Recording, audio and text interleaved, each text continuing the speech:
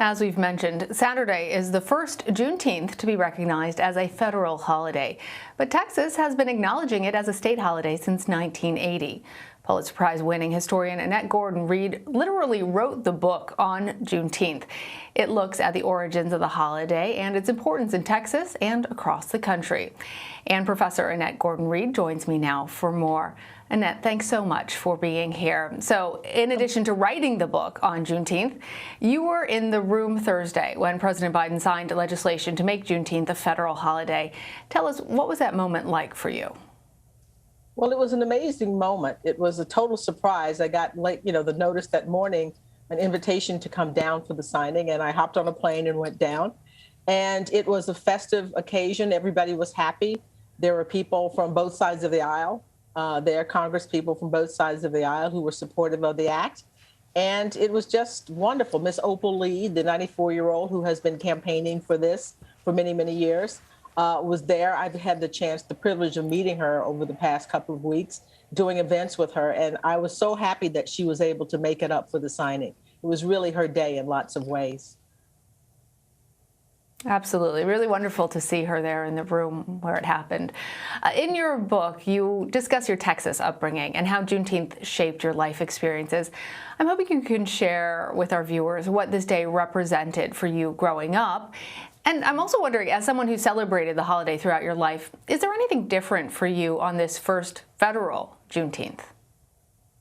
Well, when I was growing up, it was a wonderful holiday for kids. All the cousins got together. The people in the neighborhood came by. It was a community celebration, a family and a community celebration. I remember good food.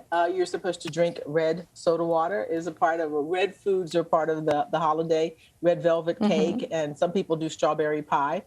Firecrackers, it was sort of like a black version of the 4th of July, which we also celebrated as well. But it was community-oriented and family-oriented is what I remember. Right now, of course, I am not in Texas. I am in New York. So the holiday is celebrated by the foods that we purchase and make, and watching parades, things like that. I'm not with my extended family today, so that makes it different.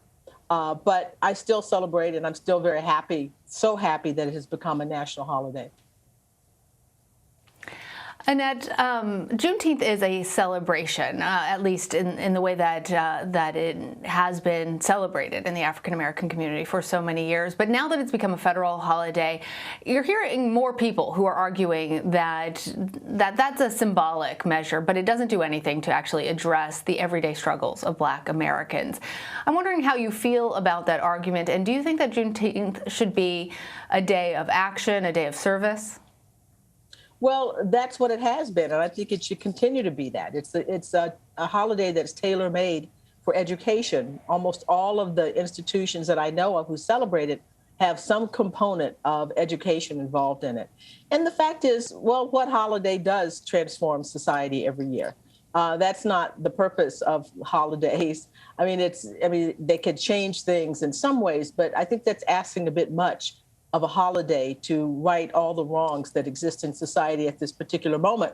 So I think it still has the potential for changing people's attitudes about race, to have a conversation about race, and I think that's always valuable. But to be transformative, that you asking things of the holiday that aren't asked of other holidays, I don't think is fair. You were mentioning that there is an educational component to it. And in a lot of history books, it seems like slavery and its effects ended with the Emancipation Proclamation. How does Juneteenth and codifying it as a federal holiday really reshape that narrative? Well, it'll make you think about what actually happened. Juneteenth was one of the steps to emancipation. The Emancipation Proclamation could only go into effect in places where the United States Army was in control of the territory. And it didn't gain control of the territory until the Army of the Trans-Mississippi surrendered at the beginning of June.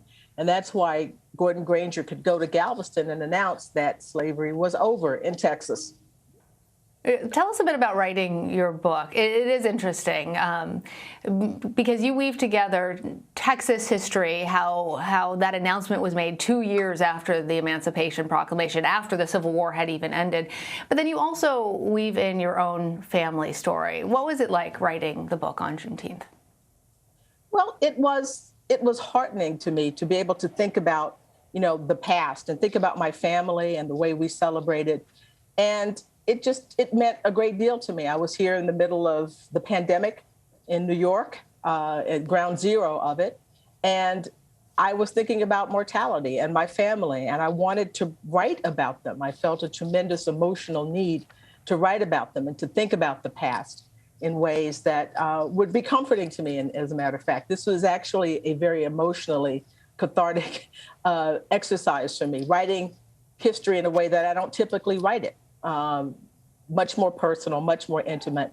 And I put myself into it in ways that I don't put myself into the narratives about Thomas Jefferson or the founding generation and slavery, the things that I write about typically. So it was wonderful for me to be able to do this. It's the kind of writing that I wanted to do when I first thought of becoming a writer back when I was a kid.